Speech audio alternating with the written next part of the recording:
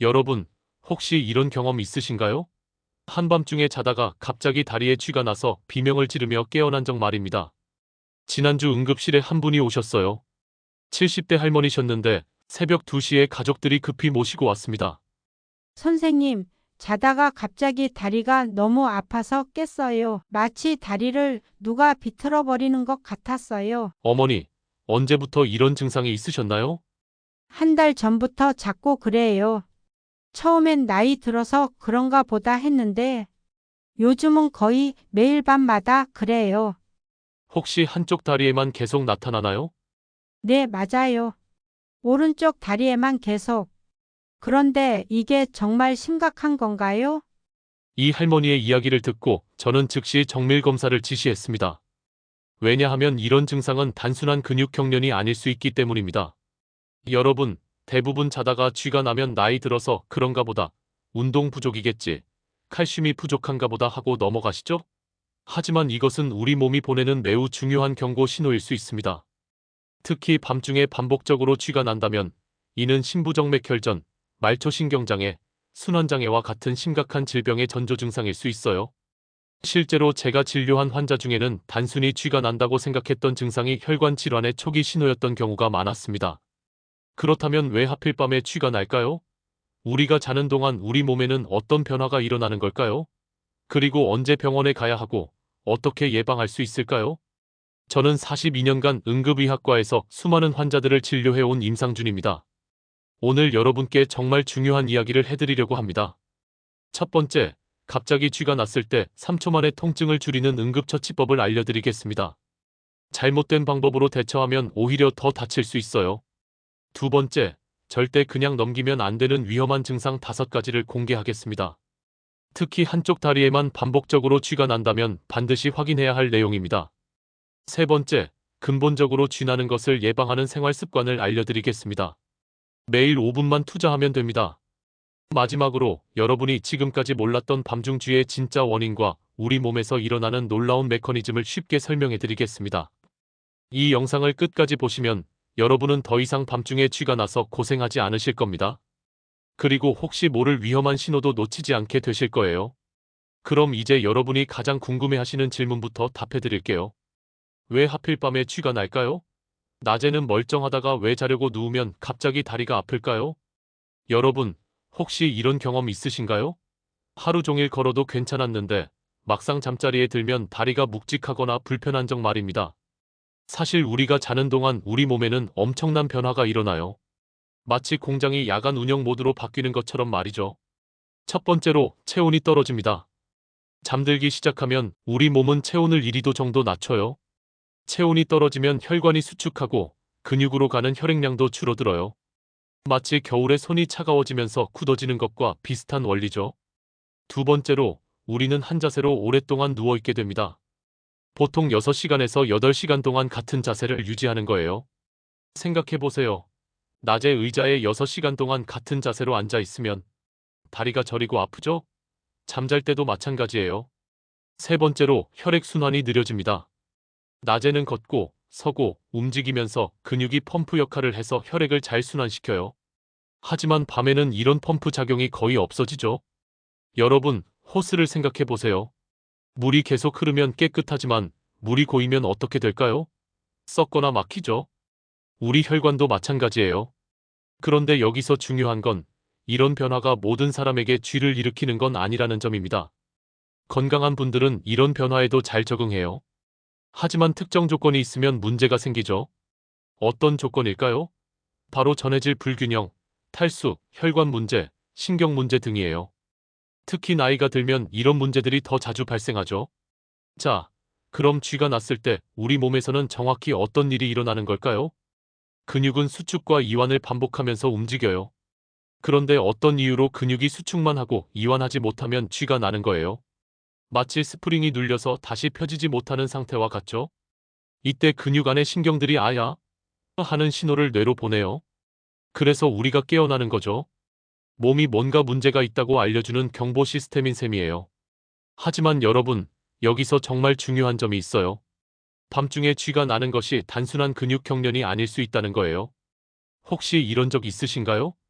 쥐가 나는 위치가 항상 같은 곳이라든지 특정 자세에서만 나타난다든지 말이에요. 이런 경우에는 더 심각한 문제의 신호일 수 있어요. 예를 들어 혈관에 문제가 있으면 혈액 공급이 부족한 특정 부위에만 계속 쥐가 날 수 있어요. 또는 신경이 눌리거나 손상되면 그 신경이 지배하는 근육에만 문제가 생기죠.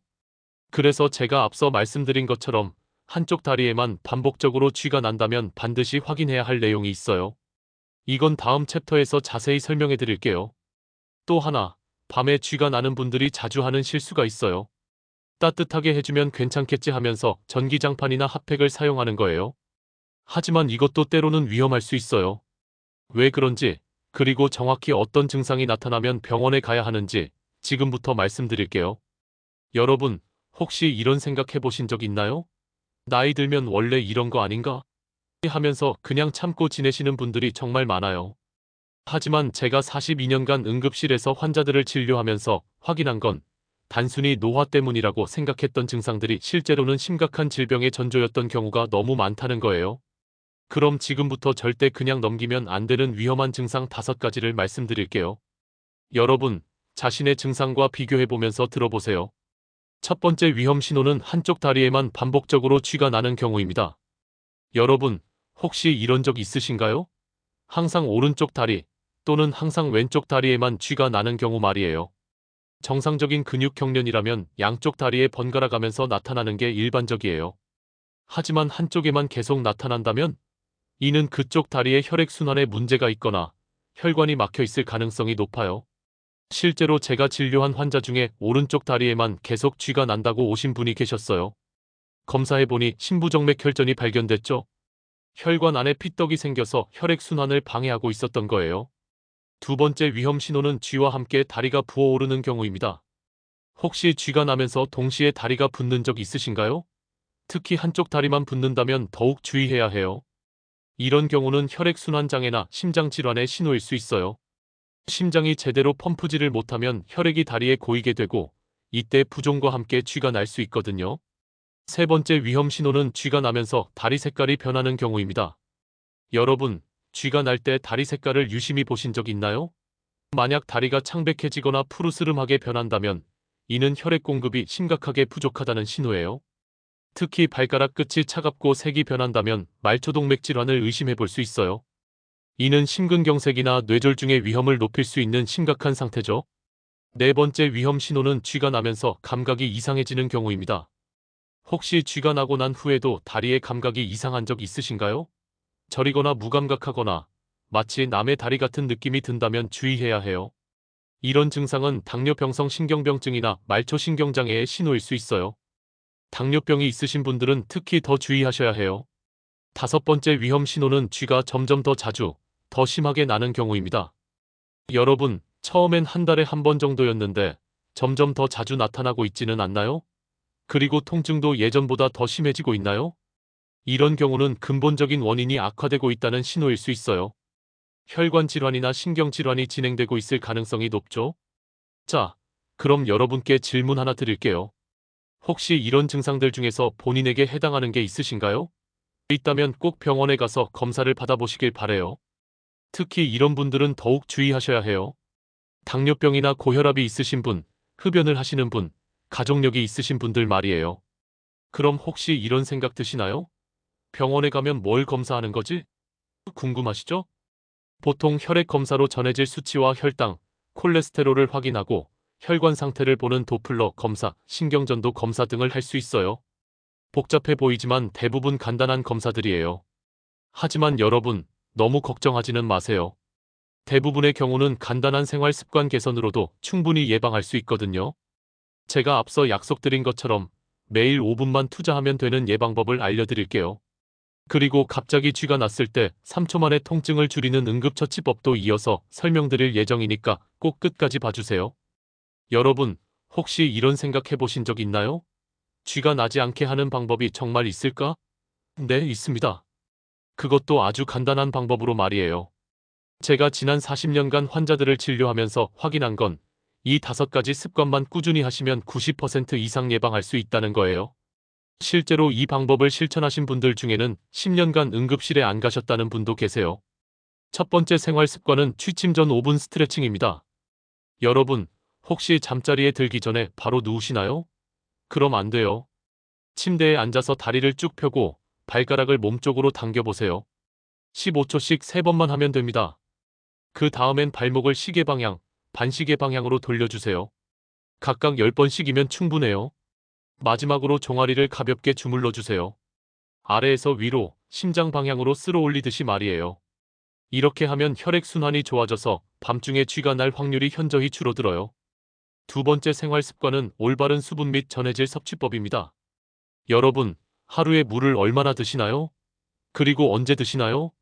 많은 분들이 물을 많이 마시면 밤에 화장실 가려고 깨니까 하면서 저녁에는 물을 안 드세요. 하지만 이게 바로 문제예요. 저녁 식사 후부터 잠들기 2시간 전까지는 충분히 수분을 섭취하셔야 해요. 그리고 단순한 물보다는 전해질이 포함된 음료가 좋아요. 이온 음료나 코코넛 워터 또는 물에 소금을 조금 타서 드셔도 돼요. 바나나도 정말 도움이 됩니다. 바나나에는 칼륨과 마그네슘이 풍부해서 근육 기능을 정상화시켜줘요. 하루에 바나나 반 개 정도면 충분해요. 세 번째 생활 습관은 수면 자세 교정법입니다. 혹시 어떤 자세로 주무시나요? 옆으로 누워서 다리를 구부리고 주무시는 분들 많으시죠? 이 자세가 사실 쥐를 유발할 수 있어요. 다리 혈관이 눌려서 혈액순환이 안 되거든요. 가능하면 다리를 쭉 펴고 주무세요. 그리고 베개를 다리 사이에 끼우시면 더 좋아요. 또 발끝이 아래로 처지지 않게 하는 것도 중요해요. 이불이 너무 무겁거나 꽉 끼면 발가락이 아래로 구부러져서 쥐가 날 수 있어요. 발 쪽 이불을 좀 느슨하게 해주세요. 네 번째 생활 습관은 규칙적인 가벼운 운동입니다. 여러분, 운동하면 오히려 쥐가 더 잘 나지 않을까 걱정되시나요? 아니에요. 오히려 반대예요. 하루 30분씩 걷기만 해도 혈액순환이 훨씬 좋아져요. 특히 종아리 근육을 많이 사용하는 운동이 좋아요. 계단 오르기, 까치발 서기, 가벼운 스쿼트 같은 거 말이에요. 하지만 너무 격렬한 운동은 오히려 해로워요. 근육이 피로해지면 쥐가 날 확률이 높아지거든요. 적당히, 꾸준히가 핵심이에요. 다섯 번째 생활 습관은 스트레스 관리와 충분한 수면입니다. 혹시 스트레스와 쥐가 무슨 관련이 있나 싶으시죠? 스트레스를 받으면 우리 몸에 마그네슘이 소모돼요. 마그네슘이 부족하면 근육이 제대로 이완되지 않아서 쥐가 나기 쉬워져요. 그리고 스트레스로 잠을 설치면 근육 회복도 안 되고요. 하루 8시간은 꼭 주무시고 잠들기 전에는 스마트폰이나 TV를 보지 마세요. 대신 가벼운 독서나 명상을 하시면 좋아요. 실제로 이 방법들을 실천하신 75세 할아버지가 계세요. 처음에는 매일 밤 쥐가 나서 고생하셨는데 이 5가지를 꾸준히 하신 지 한 달 만에 완전히 좋아지셨어요. 선생님, 정말 신기해요. 이렇게 간단한 방법으로 이렇게 좋아질 줄 몰랐어요. 여러분도 할 수 있어요. 하루에 딱 5분만 투자하시면 돼요. 처음에는 귀찮으실 수 있지만 일주일만 해보세요. 분명 차이를 느끼실 거예요. 하지만 혹시라도 갑자기 쥐가 났을 때는 어떻게 해야 할까요? 갑자기 쥐가 났을 때 3초 만에 통증을 줄이는 응급처치법을 공개하겠습니다. 여러분, 혹시 쥐가 났을 때 어떻게 하시나요? 대부분 다리를 주무르거나 아픈 곳을 세게 누르거나 무작정 다리를 당기시죠? 하지만 이런 방법들은 오히려 더 위험할 수 있어요. 잘못된 대처법부터 말씀드릴게요. 절대 하시면 안 되는 것들이에요. 첫 번째로 무작정 당기면 안 됩니다. 쥐가 난 근육을 갑자기 강하게 늘리면 근육이 찢어질 수 있어요. 특히 고령자분들은 근육이 약해져 있어서 더 위험해요. 두 번째로 세게 주무르거나 두드리면 안 됩니다. 근육이 경련을 일으키고 있는 상태에서 강한 자극을 주면 오히려 경련이 더 심해질 수 있어요. 세 번째로 뜨거운 찜질을 즉시 하면 안 됩니다. 쥐가 나자마자 핫팩이나 뜨거운 물로 찜질하시는 분들 계신데 이건 염증을 악화시킬 수 있어요. 그럼 올바른 3초 응급처치법을 알려드릴게요. 정말 간단하지만 효과는 확실해요. 1단계, 즉시 자세를 바꾸세요. 쥐가 나자마자 당황하지 마시고 우선 자세를 바꾸세요. 누워 계셨다면 앉으시고 다리를 심장보다 높은 위치에 올려주세요. 이렇게 하면 중력의 도움으로 혈액순환이 좋아져요. 2단계, 천천히 발가락을 당기세요. 종아리에 쥐가 났다면 발가락을 몸쪽으로 천천히 당겨주세요. 갑자기 확 당기는 게 아니라 정말 천천히 부드럽게 당기는 거예요. 마치 고무줄을 늘리듯이 말이에요. 허벅지에 쥐가 났다면 무릎을 가슴 쪽으로 천천히 당겨주세요. 역시 부드럽게 천천히가 핵심이에요. 3단계, 깊게 숨을 쉬며 근육을 이완시키세요. 코로 깊게 숨을 들이마시고 입으로 천천히 내쉬세요. 이때 아픈 부위의 근육이 이완된다고 상상해 보세요. 정신적인 긴장을 풀면 근육도 따라서 이완돼요. 이 3단계를 하시면 대부분 3초 안에 통증이 많이 줄어들어요. 하지만 여기서 끝이 아니에요. 추가 관리법도 중요해요. 통증이 줄어들면 그 부위를 가볍게 마사지해 주세요. 아래에서 위로, 심장 방향으로 쓸어 올리듯이 말이에요. 5분 정도면 충분해요. 그 다음에는 미지근한 물로 찜질을 해주세요. 너무 뜨겁거나 차가우면 안 되고 체온과 비슷한 온도가 좋아요. 마지막으로 충분한 수분을 섭취하세요. 쥐가 나는 건 탈수나 전해질 불균형 때문일 수 있거든요. 실제로 이 방법을 사용해서 10년간 응급실에 안 가신 분의 이야기를 들려드릴게요. 64살의 어르신이었는데 처음에는 밤마다 쥐가 나서 119에 전화하실 정도로 심했어요.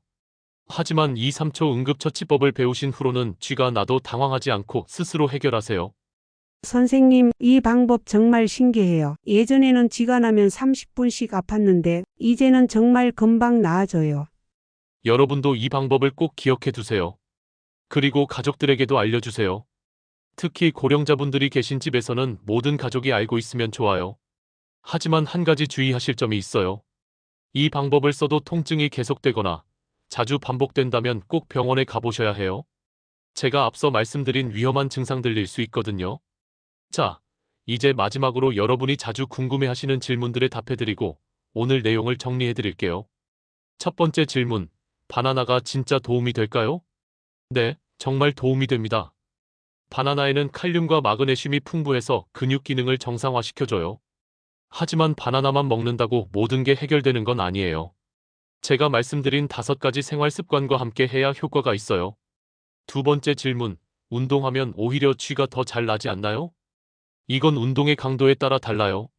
적당한 유산소 운동과 스트레칭은 혈액순환을 좋게 해서 쥐를 예방해줘요. 하지만 너무 격렬한 운동이나 갑작스런 운동은 오히려 쥐를 유발할 수 있어요. 꾸준히, 적당히가 핵심입니다. 세 번째 질문, 영양제를 먹어도 되나요? 마그네슘이나 칼슘 보충제가 도움이 될 수 있어요. 하지만 혈액 검사를 통해 정말 부족한지 확인하고 드시는 게 좋아요. 무작정 먹으면 오히려 다른 문제가 생길 수 있거든요. 네 번째 질문, 한 번 쥐가 나면 또 날 확률이 높나요? 네, 안타깝게도 맞습니다. 하지만 오늘 제가 알려드린 예방법을 꾸준히 하시면 재발 확률을 현저히 줄일 수 있어요. 포기하지 마시고 꾸준히 관리하세요. 다섯 번째 질문, 병원에는 언제 가야 하나요? 제가 말씀드린 5가지 위험 신호 중 하나라도 해당되면 꼭 가보세요. 특히 한쪽 다리에만 반복적으로 나타나거나 부종이 동반되거나 색깔이 변한다면 지체하지 마세요. 여러분, 마지막으로 정말 중요한 말씀을 드리고 싶어요. 쥐는 단순한 통증이 아니라 우리 몸의 외침입니다. 우리 몸이 뭔가 도움이 필요해, 관심을 가져줘라고 보내는 신호예요. 나이가 들어간다고 해서 아픈 게 당연한 건 절대 아니에요. 충분히 예방할 수 있고 관리할 수 있어요. 포기하지 마세요. 오늘부터 제가 알려드린 방법들을 하나씩 실천해 보세요. 처음에는 귀찮으실 수 있지만 일주일만 해보세요. 분명 차이를 느끼실 거예요. 그리고 혹시 위험한 증상이 있다면 주저하지 마시고 병원에 가보세요. 조기에 발견하면 충분히 치료할 수 있는 질병들이 대부분이거든요. 여러분의 건강한 밤잠을 위해 이 영상이 도움이 되었기를 바랍니다. 주변에 비슷한 고민을 하시는 분들이 계시다면 이 영상을 공유해주세요. 작은 관심이 누군가의 건강을 지킬 수 있어요. 그리고 영상이 도움이 되셨다면 좋아요 버튼도 눌러주시고 구독도 해주세요. 앞으로도 여러분의 건강을 위한 유용한 정보들을 계속 전해드리겠습니다. 오늘도 건강한 하루 보내시고 편안한 밤 되세요. 감사합니다.